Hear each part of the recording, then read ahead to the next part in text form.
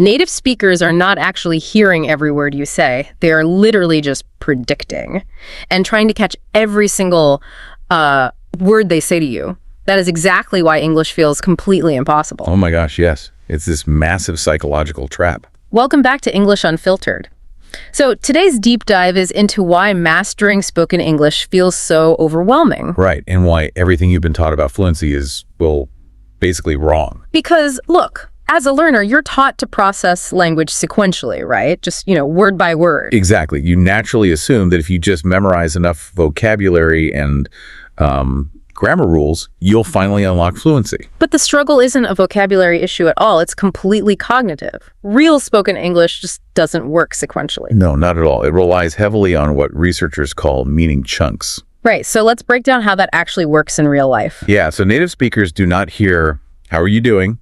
They literally hear one single sonic block, like, "How you're doing?" How you're doing, exactly. And when your brain tries to take that block and separate it back into 4 distinct words in real time, your processing speed just maxes out. You experience massive cognitive overload, like your brain essentially just crashes. Because that is simply not how the human brain evolved to handle live communication.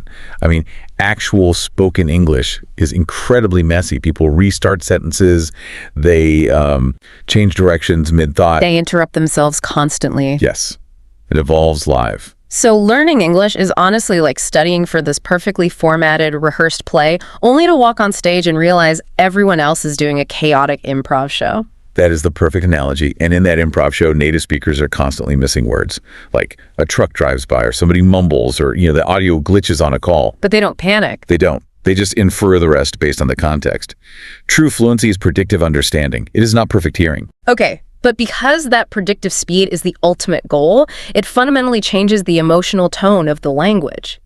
And this explains a huge complaint we hear from learners, that English just sounds cold. Oh, it is a major cultural clash. English communication prioritizes clarity, speed, and efficiency above almost everything else. Right, whereas in many other languages, you'd wrap a request in polite, indirect context to, kind of soften it. Exactly. You build rapport first. Mm-hmm. But in English, a direct, "I need this by 5 p.m. is considered totally efficient and polite. But to a learner, that translates as incredibly aggressive. Feels like you're being yelled at. It really does. And that pressure for direct speed triggers a mental freeze. I mean, you know the exact feeling, that awful deer-in-the-headlights panic. Well, yeah, your brain freezes because you are trying to do 3 impossible things at once.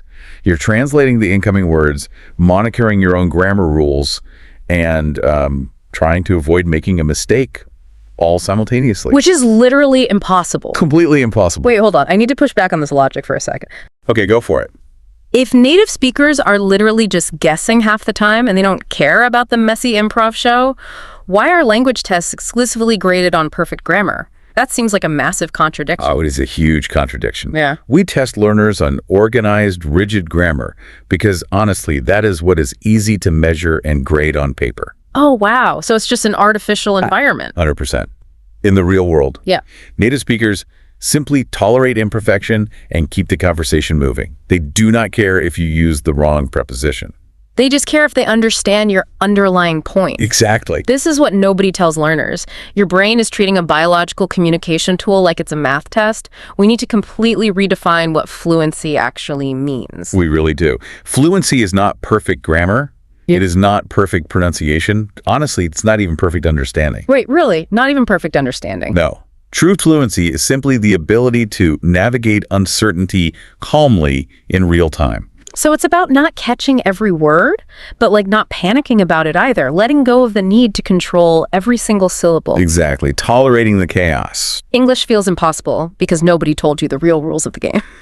So, here is a thought to leave you with today. How much more confident would you be tomorrow if you stopped trying to be perfect and just embrace the chaos?